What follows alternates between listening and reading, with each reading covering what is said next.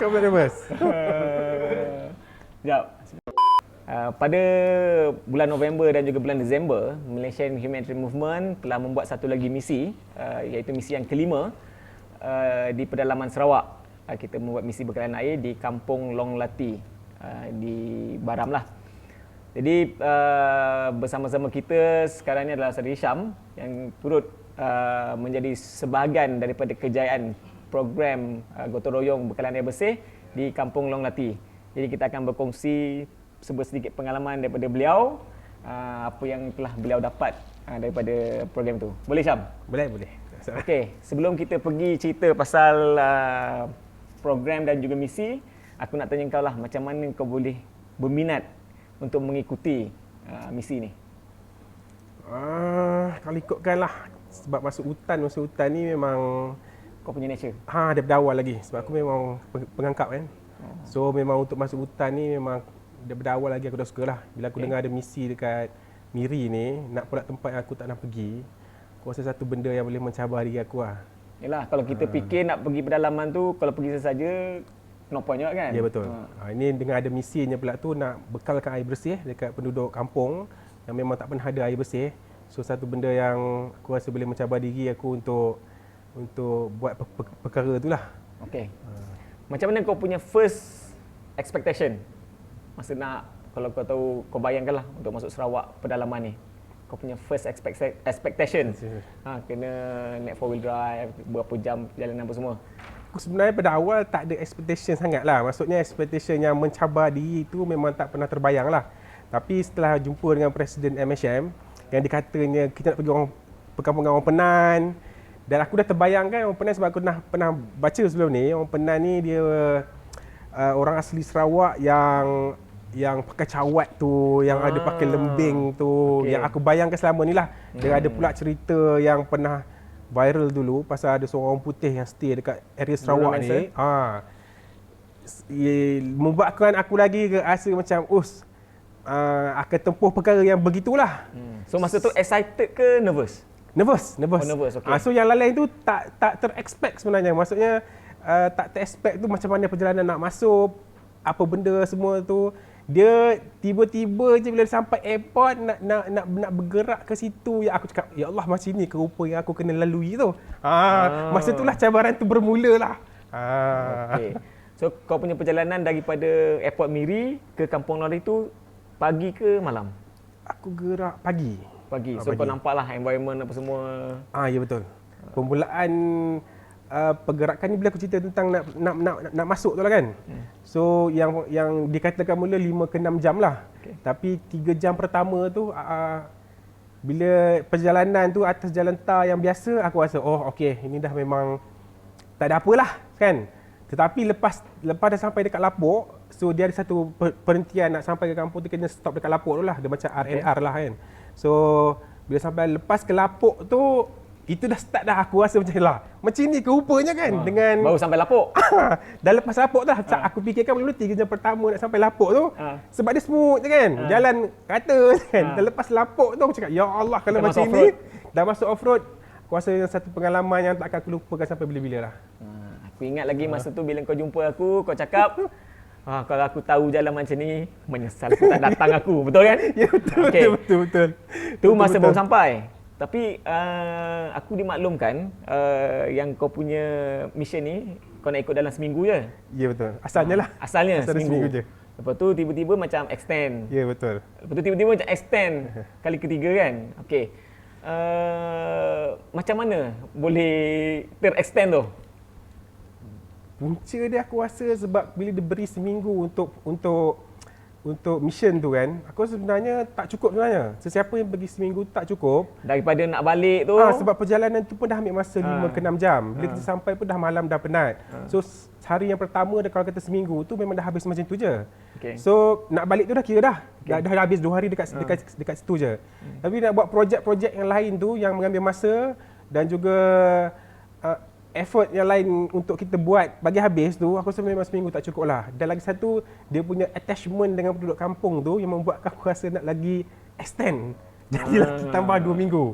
Dia punya keseronokan tu Kau rasa tak boleh ada dekat sini lah. Tak pernah aku tempuhi dan tak ada dekat sini. Okey. Boleh kau elaborate sikit lagi? Macam mana kau punya attachment dengan orang kampung tu? Sebab cara kau cerita tu nampak berseri-seri tu macam ada special betul lah attachment tu kan? Bonding tu. Dia sebenarnya rasanya sebab dah lama tak ada sesuatu program yang sebenarnya kita panggil gotong royong sebenarnya. Pada aku namanya gotong royong. Sebab gotong kita dah usia-usia macam ni kan? Betul. Dan dah nak pula duduk di KL ni. So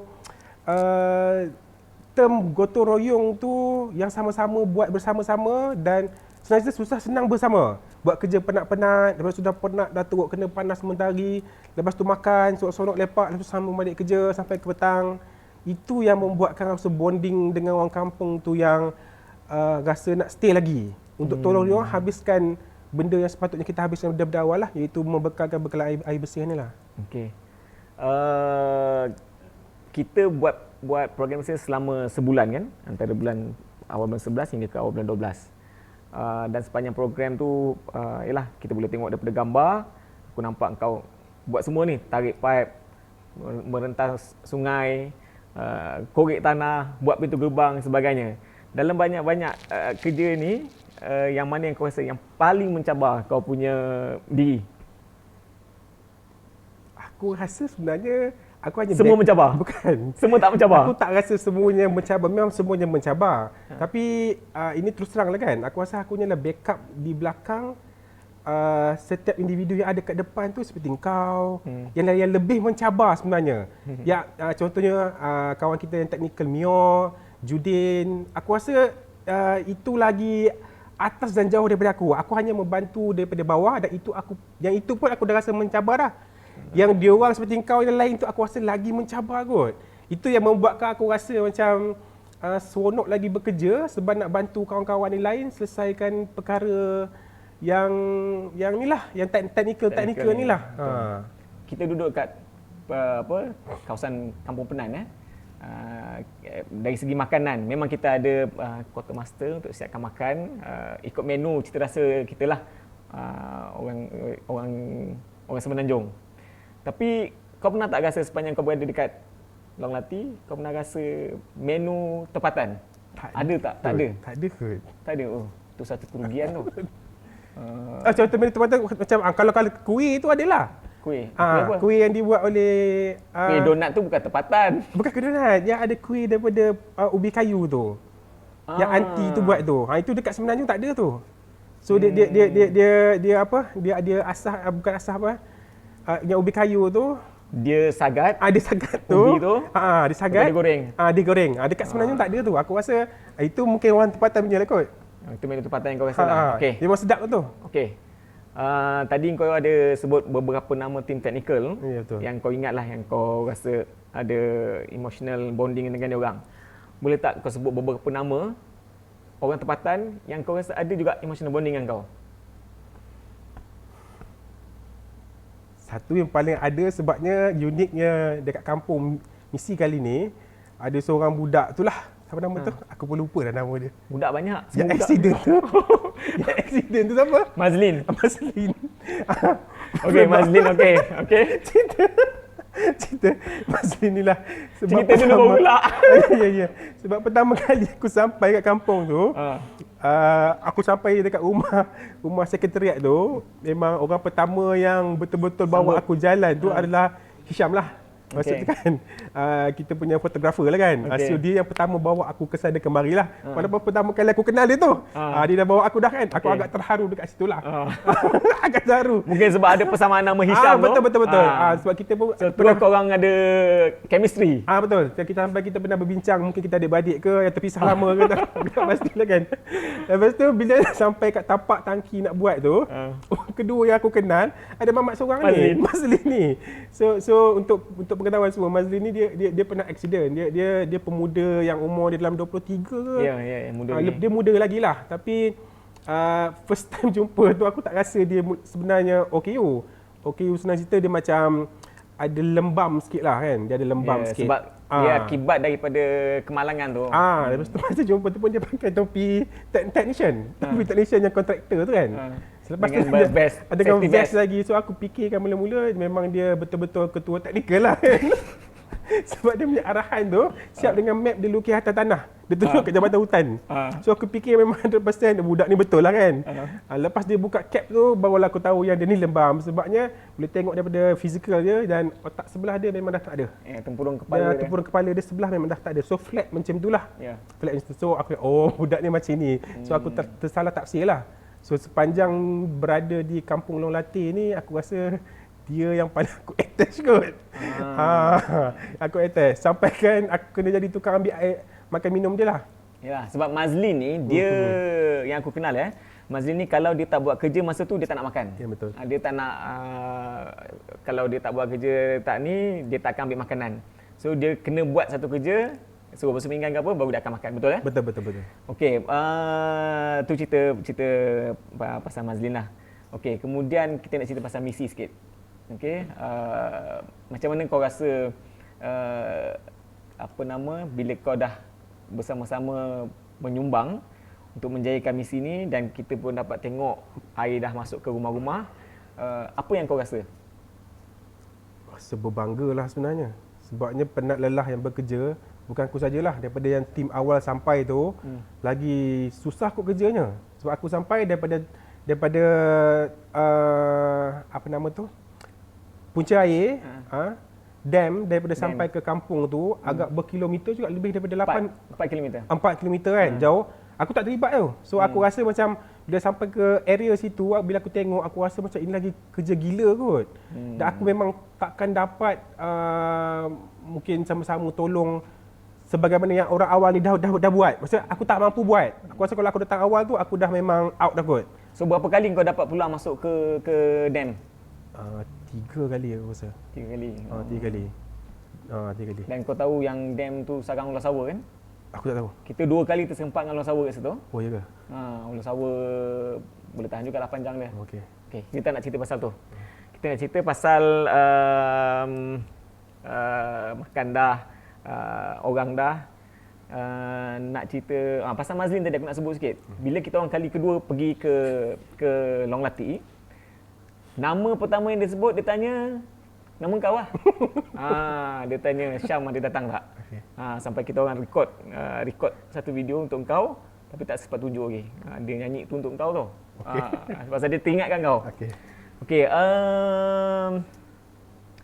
Bila kau dah berada dekat sana, kau dah extend 1 minggu, kemudian kita tim teknikal belum lagi buat test and commissioning.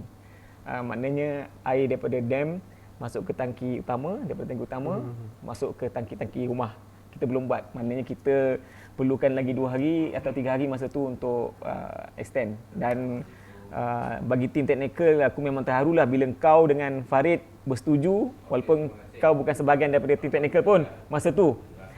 Kau setuju untuk stay. Jadi kita orang rasa macam kau pun dah sebahagian daripada tim teknikal lah. Tapi masa tu kira macam kami beruntung, dalam ramai-ramai tim teknikal ni tak ada yang boleh masak. Kecuali kau lah yang boleh masakkan untuk kita orang tu. Cuba cerita sikit apa menu masakan korang tu dan apa di sebalik cerita pengalaman memasak untuk kita orang kat sana. Okey. Sebenarnya tak ada plan pun yang bab nak masak ni kan. Sebab kita dah pindah daripada rumah sekretariat tu ke rumah lain untuk satu malam yang terakhir. Sebab kita kena pindah juga. So bila dah pindah ke rumah tu memang tak ada orang masak. Petang tu pun sebenarnya kita tengah buat kerja piping lagi. Aku fikir-fikir, kan kita dah bincang siapa yang nak masak untuk tu kan. Korang fikir mula-mula macam nak beli ke apa tak kan. Atau aku fikir macam makan Maggi je ke? Makan Maggi je ke kan. So aku fikir bila bahan ada, aku boleh masak kan. So aku fikir masak je lah. So baiklah boleh masak. InsyaAllah tu boleh lah tu. Untuk masak-masak ni tak ada masalah sebenarnya. So bila dah tengok ada bahan, nak pula ada kambing, ada ikan. So ikan ada semah bahan. sebut tu, ikan semah. Ikan semah kan. So bila ada ikan semah tu kita masak apa? Masak lemak. Masak lemak je. Orang sana tak masak lemak aku rasa kan. So kita dah menurun taraf kan ikan semah tu lah. Tapi peduli apa kan. Dia orang bakar, Dia orang berasa bakar, kan? kemanisan ikan semar tu. Kau masak lemak. So kita masak lemak. Tapi agak spoil atas situ lah kot. Sebabnya bila nak minta pucuk ubi, aku rasa pucuk ubi sana tu agak pahit kan. So kacau sikit lah. Jadi pahit lah masak lemak kita. Lepas aku tengok Judin makan masa tu dengan kedai ayam. Okey, sedap kan. Dan aku tahu pahit sebenarnya kan. Tapi nasib baik ada backup yang kita buat kari kambing kan. Ya, kari kambing. Keesokannya. Keseokan je lah. Kari kambing tu pun aku tak sangka sebenarnya sebab dah belen-belen yang tinggal kan. Dan aku tak sangka pula orang dekat orang Penas tu makan kambing. Sebenarnya habis dia orang yang makan. Yang banyak-banyak tu habis dia makan lah. Daripada mula-mula segan tak nak makan, aku tengok sampai belakang dia orang tengah beratur untuk habiskan. Okey. Agaknya mungkin susah jumpa kambing kot. Bila kita dah ke penghujung misi, rakan-rakan kita orang tempatan, beli tempatan, dia bawa kita ke belanja lah. Kita pergi piknik dekat sungai, apa nama dia? Sungai Lumut ke? Sungai Lumut.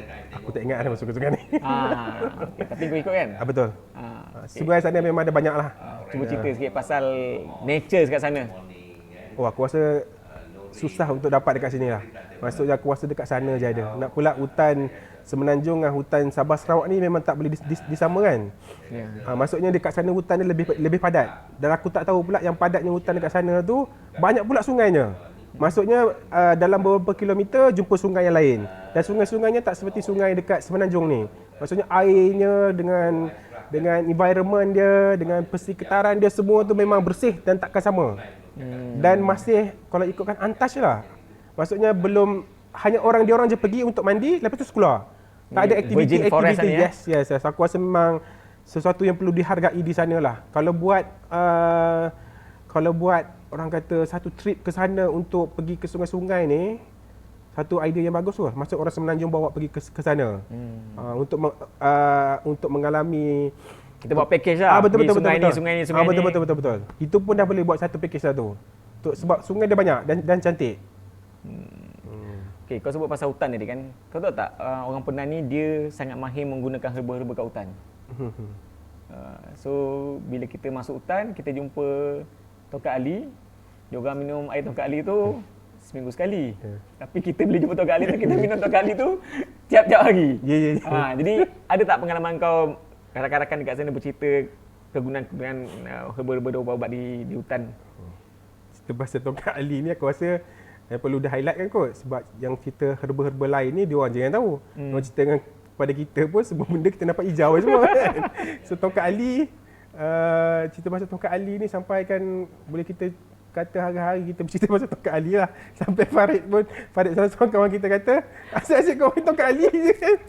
Cerita pasal Tongkat Ali je kan. Tapi sebabnya benda yang paling senang kita jumpa dekat sana. Dan kita dekat dengan Tongkat Ali tu. Maksudnya dekat Semenanjung ni kita cerita juga pasal Tongkat Ali. Tapi dalam bentuk serbuk, minum kan. Instant punya. Dan kita tak tahulah isi padu dalam Tongkat itu banyak ke sikit kan.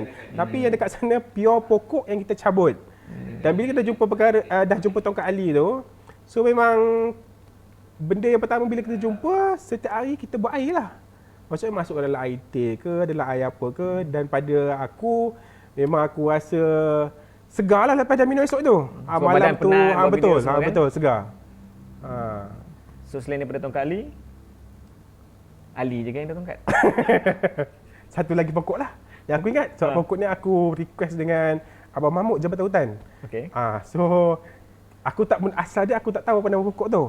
Tapi aku tahu pokok tu. Maksudnya dekat Semenanjung ni, pokok tu famous sebab orang selalu guna untuk halau ular, binatang buas.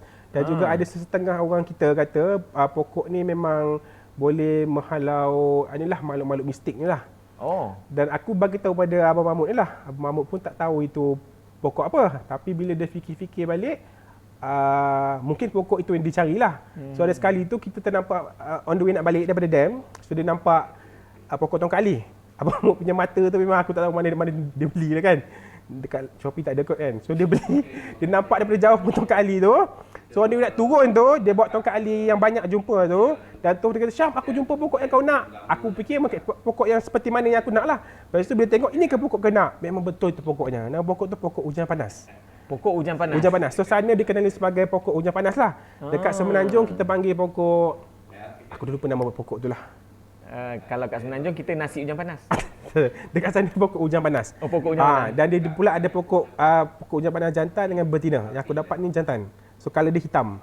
Rare lah. Rare, memang rare. Dan dekat sini Kalau satu yang batang betina? warna putih. Oh. Dekat sini ada jual. Kalau kau pergi kat kampung asli dekat Tapah tu, dalam 2 inci punya tu, dia dalam besar diameter dalam 1 inci, panjang dalam 3 inci, dalam RM30-40. Oh. Yang aku dapat ni aku Dapat? rasa lebih daripada 10 inci. Okay, boleh bagi aku 3 Memang panjang lah. Dan memang panjang lah. Dan aku dapat pula tu, kayu tu memang aku rasa dekat sini mungkin harga dia beratus kot. Memang ada jual. Harga dia beratus. Memang aku tak fikir panjang lah. Aku bersih-bersihkan, memang aku bawa balik ke Semenanjung lah. Dekat sana, dia tak mengenali pokok ni seperti mana yang kita kenali. Sebab dia orang tahu pokok ni hanya pokok herba yang kulit dia bila dikupaskan, kemudian kita bakar untuk bila tiba malam-malam ada bayi menangis ke, maksud anak kita sendiri kan. So mungkin ada gangguan lain ke bila dia bakar sebab dia ada keluarkan bau yang mungkin makhluk-makhluk ni boleh lari lah. Pada dia orang lah. Tapi aku simpan pokok tu sebabnya aku rasa sendiri memang banyak khasiatnya. Dan salah satu betul yang ini perkara yang bukan, ini fakta So kalau korang nak tahu yang pokok hujan panas digunakan untuk macam menundukkan haiwan binatang buas. Sebabnya orang yang dekat funfair yang pegang yang zoo yang bukan zoo. Kalau ada funfair circus kan dia nak menundukkan harimau, kayu tu lah yang dipakai. Oh, bukan kayu sebarang-sebarang Bukan sebarang, memang itulah kayu hujan panas tu. Ini memang fakta. Okey. Selain daripada kayu tu yang kau bawa balik sebagai souvenir lah kiranya ya, souvenir. Kita tahu orang Penan ni dia sangat rajin dan kreatif dalam buat souvenir, even parang orang Hulu pun orang Penan yang buat. Okey. So apa souvenir yang kau bawa balik selain daripada kayu tu yang kau dapat daripada Kampung Nolati? Oh, sudah tentunya aku rasa beg anyaman tu kot. Yang daripada rotan tu. Dan Belanyat. Belanyat ke apa nama dia. Aku tak tahu, tapi dalam bentuk-bentuk ada bentuk handbag, ada bentuk Banyak yang lah. belanyat tu dalam yang backpack tu kan. Backpack tu belanyat. Kemudian ada yang untuk botol air tu. Ada macam botol air untuk tu. Sebab dia anyaman rotan yang dibuat oleh mereka lah, handmade lah. So dan yang aku dapat tahu dekat luar harga dia memang boleh cecah 100 lah. Ya, betul. Sampai di Miri pun harga dia masih dalam 70 80 lah. Tapi disebabkan orang kampung tu yang buat sendiri, so dapat harga dalam 2 ke 30 ringgit. So agak berbeza dah, itu perkara yang benda yang aku bawa balik lah. Tapi bawa balik kita jadi hiasan lah, kita tak pakai. Tak menggunakan dia sebagai ni lah. Tapi dah cukup sebagai souvenir yang aku hargainya lah, sebab dia buat pakai handmade, dia handmade kan. Rotan tu pula rotan asli kan, bukannya pakai yang bakul tu bukan. So rotan tu pun agak susah untuk dicari bila dapat benda tu diorang jual kat sana. So aku rasa itu yang aku bawa lah. Betul lah. Itu antara souvenir-souvenir yang unik yang kita boleh dapatkan dekat perkampungan Penan ni lah. Sebab dia orang ni memang kreatif dengan benda-benda macam tu. Okey, soalan yang terakhir sebelum kita wrap up. Andai kata ada satu lagi misi akan datang. Yang kau masuk ni kampung Penan. Yes. Okey. Andai katalah misi yang akan datang, kita akan masuk ke kampung orang Kayan ataupun kampung orang Kenyah. Adakah kau akan menyahut seruan tu? InsyaAllah, kalau dengan izinnya aku rasa memang aku nak pergi lah sebenarnya. Kali ni dengan full mission ke separuh-separuh juga tu? Oh, kalau full mission memang takkan dapat lah. Sebab untuk pengetahuan, sebab aku sendiri buat untuk baju untuk setiap misi daripada misi pertama saya. Supplier ni. Supplier untuk baju MHM ni. So semua sukarelawan pakai baju ni. So jangka masa untuk buat baju dan juga pergi untuk full time tu memang takkan dapat lah kan. So kemungkinan kalau 2 minggu macam tu boleh lah. Tapi aku nak cadangkan kat kau, kalau kau berminat untuk ikuti kami pada misi akan datang, kau kena masuk pada fasa pertama program. Yang tu baru kau rasa kejerihan dia, baru kau dapat menjiwai sel emosi tu. Aku faham. sebab aku tengok daripada aku dah sampai yang pertengahan tu pun, aku tengok korang pasang pipe daripada dam sampai ke kampung pun. Aku rasa satu kerja yang sukar kot. So aku rasa aku perlu elak yang first tu lah. Oh ya. Aku pergi yang second. So kau masuk yang second phase atau third phase lah. Aku rasa aku tak mampu lah tu jadi. Oh ya ke? Aku Belum cuba, belum tahu. Aku rasa itu satu kerja yang sukar tu lah. Aku tak pasti macam mana korang buat. Nak pula aku tengok pipe tu daripada dam sampai ke jalan besar pun dah berapa kilometer masuk hutan. Pipe tu lalu kat celah-celah pokok yang di atas pun. Aku rasa aku tak mampu lah tu. Itulah. Sebab aku salute orang-orang yang first sampai tu lah untuk pasang benda-benda tu. Aku pun sebenarnya bila aku tengok gambar-gambar tu, aku pun tak sangka yang aku pun tu. boleh buat. Okey. Aku nak cerita sikit pengalaman sebab bila kita buat program misi macam ni, memang melibatkan sungai, memang kita kena mentas sungai dan berenang lah. Tapi aku ni not a natural swimmer. Aku tak pandai berenang So, aku akan cuba mengelak untuk ke sungai lah. Untuk cross sungai ke apa semua, kalau sebolehnya aku mengelak. Jadi ada satu situasi ni, aku kena juga cross sungai tu. So orang kampung ni, dia tahan aku macam nak tahan ikan tau. Nak tahan kepung. Takut anyut. Kepung. Untuk pastikan supaya kita tak hanyut dan ditimpa kemalangan lah. Aku nak ceritakan bagaimana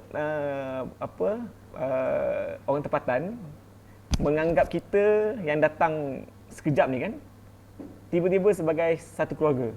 Sebab aku ingat lagi yang Buja, ada satu kita punya local people lah, Long Lati ni, dia beritahu kontraktor ataupun orang-orang yang datang buat pasang solar ke, pasang line telefon, talian lampu sebagainya, memang ramai masuk ke kampung. Tapi bila MHM masuk, dia rasa macam keluarga yang balik ke kampung. So dia layan kita macam tu sekali lah.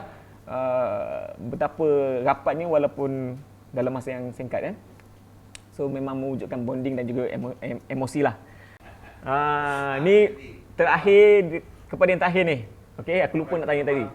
Sebab bila kita duduk dekat Lembah Kelang, kita memang bergantung penuh kepada telefon dan talian internet. Sekarang ni bayaran, transfer semua pakai internet je. Kita dah tak ada buat physical transaction. Kemudian persepsi ataupun skeptikal pemikiran mereka-mereka daripada Semenanjung ataupun orang Sabah Sarawak, panggil kita orang Melaya, nak ke Sarawak, dia akan fikir ada line telefon ke?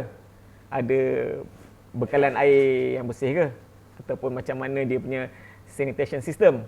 Dan kemudian bekalan elektrik. Sebab Kampung Lolati kita pakai separuh solar dan juga separuh genset. Dia kira hybrid lah. So bagi kau lah, macam mana kau punya pertama perception dan juga pengalaman kau sendiri bila kau sampai sana, line telefon tak ada, apatah lagi data internet. Dengan kita pergi sana memang untuk buat misi bekalan air, memang tak ada air di permulaan, dan elektrik yang hybrid tu. Kau ulas sikit. Pertamanya kalau soal komunikasi ni, aku rasa aku tak expect langsung lah daripada awal lagi. Maksudnya aku fikirkan ada line tu 1-2 bar still boleh go through communication kita dengan orang dekat Semenanjung ni. Nak pula aku ada wife yang dekat sini kan, so perlu dihubungi. So kena update sentiasa lah. Tapi bila sampai sana, sungguh mencabar sebenarnya. Lepas tu dia menguji diri aku sendiri untuk bersabar. Dan suka wife aku bersabar. Kenapa bersabar kena gelak? Bukan. Sebabnya kesabaran tu yang tak pernah aku tebuhi dekat sini. Maksudnya aku tak pernah jumpa lagi yang dekat Semenanjung ni, walaupun curug mana hutan aku pergi, tetap ada line. Tapi dekat sana tetap zero line. Boleh communicate dengan wife lah. Yes, so dekat sana zero line. Dan line dia pula, bila orang kata ikut angin, aku lagi geram. Sebab betul dia ikut angin tu, dia sampai. Tapi dia sampai 5-6 jam selepas tu. Sebab line tu kita macam dia sampai 5-6 jam, barulah orang di sana dapat saya tu. Lepas 6 jam. So agak geram atas situlah. So dekat situ banyak menguji diri aku untuk bersabar. Dan bagi tahu orang rumah aku pun bersabar kan. Macam pergi umrah pula kan. Menguji kesabaran dia. Tapi dalam masa yang sama, ni terus terang aku cakap, dia menyebabkan bonding aku dengan wife aku lebih rapat. Dia lebih rapat, itu lain tu. Ada kredit di situ tu. Itu bab komunikasi lah. Alright. Dan aku agak kagum bila sampai ke kampung tu, komunikasi dia pula agak berlainan daripada kita. Bila aku dapat tahu yang setiap orang kat kampung tu, setiap rumah dia pakai walkie-talkie. Bukan pakai handphone. Bukan pakai handphone, pakai walkie-talkie. So kita kat sini pakai handphone untuk communicate. Tapi kat sana pakai walkie-talkie. So agak satu perkara yang barulah, dan aku rasa sebab aku tak pernah pergi misi yang sebelumnya, aku rasa yang ini satu benda baru yang aku nampak lah. So diorang dapat menyelesaikan perkara komunikasi dekat kampung tu dengan menggunakan alat komunikasi moden untuk berkomunicate antara setiap diorang lah menggunakan walkie-talkie. So free of charge, dia hanya beli sekali saja walkie-talkie tu, and then boleh communicate sampai bila-bila. So satu perkara yang bagus, dan aku rasa perlu di apply pada kampung-kampung yang lain yang belum buat. So walkie-talkie ni aku takut terlupa. Kau bayangkan walkie-talkie, kalau kita WhatsApp lah kan, kau bayangkan diorang tak ada clash conversation ke? Sebab kita kalau WhatsApp tu kan, Assalamualaikum selamat pagi. Yang orang lama Assalamualaikum selamat pagi, Assalamualaikum selamat pagi kan. Sampai kelas dalam WhatsApp tu kan. Tapi yang ni walkie-talkie tak ada kau cakap apa khabar, dia tak kat China. Sebab China walkie-talkie ada 10. So kau boleh plan dengan kawan kau membawang, contohnya Cik Timah ke kan. Kita pakai line nombor 3. So bagi tahu dengan Cik Aminah ni pakai line nombor 3. So membawanglah korang dalam channel nombor 3 tu. Dia orang tukar tang situ je. So yang penduduk kampung keseluruhannya pakai channel nombor 2. Katanya lah kan. So pakai channel nombor 2. So dia orang bercakap secara asas dalam channel nombor 2. Nak membawang mungkin channel nombor 3. Yang mungkin suami-suami orang lelaki dekat kampung tu mungkin channel nombor 4. Geng kita, beras kita beli. Beras kita beli channel nombor 5. Dia tukar-tukar macam itu je. So dia orang antara dia orang je yang tahu dia orang dekat channel mana. So dia orang dah fixkan channel tu lah. Itu buat komunikasi lah. Komunikasi. Kalau air bab dengan api air pula, itu pun satu benda yang membuatkan aku terkejut lah. Dan aku tak sangka aku akan mandi sehari sekali saja. Sama lah kita. Dan so yang kulit jadi macam ni kan, kalau tak aku putih memang dulu kan. tak expect langsung lah sebenarnya. Misi MSM ni, benda ni yang aku paling tak sangka, sebabnya bila dah sampai-sampai korang buat yang first briefing tu, bila kata mandi sehari sekali tu, aku ingat main-main mula. Dan aku fikirkan mula, alah taklah aku nak mandi, aku tengok aku dah pergi toilet, ada toilet, ada air. Dan aku pula tak sangka air tu pula dia catu. Masa dia catu tu, air tu pun datang daripada sungai. So datang dari sungai dan dipenuhkan tangki dia setiap hari. Kalau air dah habis, tangki tak penuh, kosong, kita tak boleh gunalah toilet tu. Tak boleh, betul. Terpaksa nak membuang air besar ke, air kecil ke, memang tak boleh lah. Pernah buang air besar kat sungai ke? Itu rasa. Okey, kita off record. Okey, seterusnya. So bila kata bab mandi sehari sekali tu, aku agak terkejut lah, dan benar-benar berlaku lah.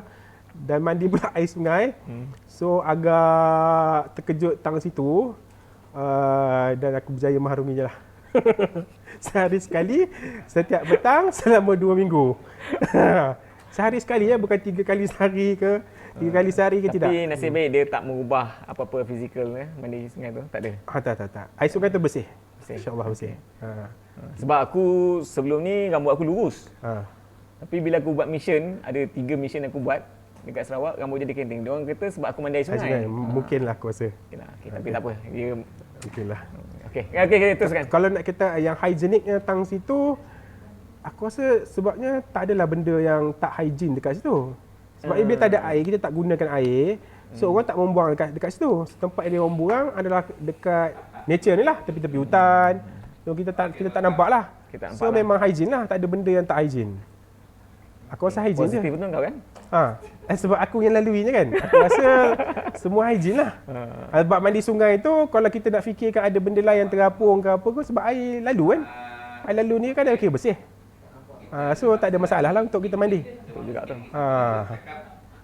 Itulah. Elektrik. Elektrik aku rasa Kau tak pernah terbangun pukul 2 pagi pasal panas? Pasal yang kalau dekat Longlati, kalau kat Longlati kita ada kota kota solar, dia bagi 3000 watt. So kita pakai 3000 watt, kita boleh pasang bermula daripada jam 7 malam. Kalau kita pasang banyak kipas, ada icebox, charger handphone sebagainya, mungkin pukul 11-12 tu dah habis kota. Tapi kalau kita behave sikit malam tu, mungkin sampai pukul 2 pagi. Tapi masa tengah tidur tu, kau tak tiba-tiba terbangun sebab panas, sebab kena gigit nyamuk ke apa? Sebab ada. Cerita sikit. Sebab itu minggu yang pertama je lah. Sebabnya minggu pertama tu aku masih tak biasa lagi. Biasanya tidur aku memang dengan kipas lah ataupun aircon kan. Tapi bila sampai dekat sana, dah boleh cover sebab sejuk. So tak perlukan lagi sejuk aircon lah kan. Cuma kena sarungkan badan tu sebab ada apa?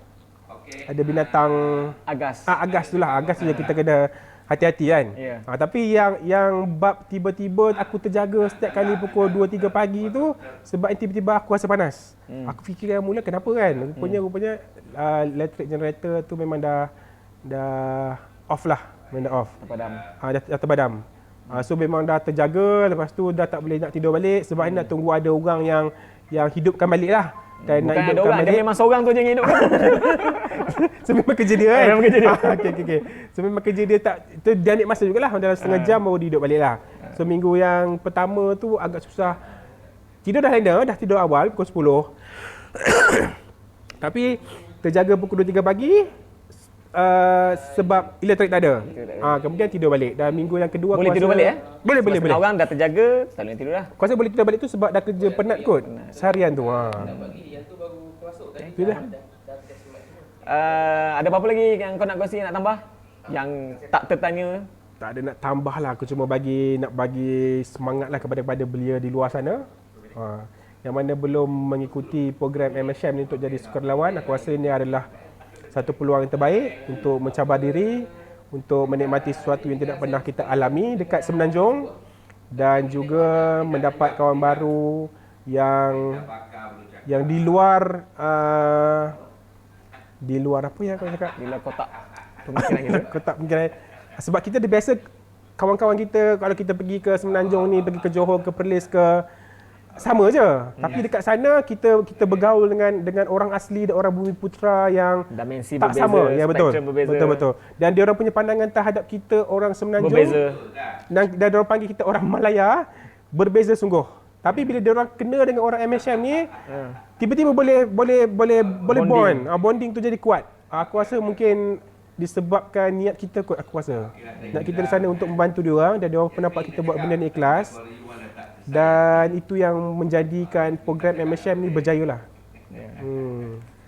Okey, Syam, terima kasih atas perkongsian yang bermakna.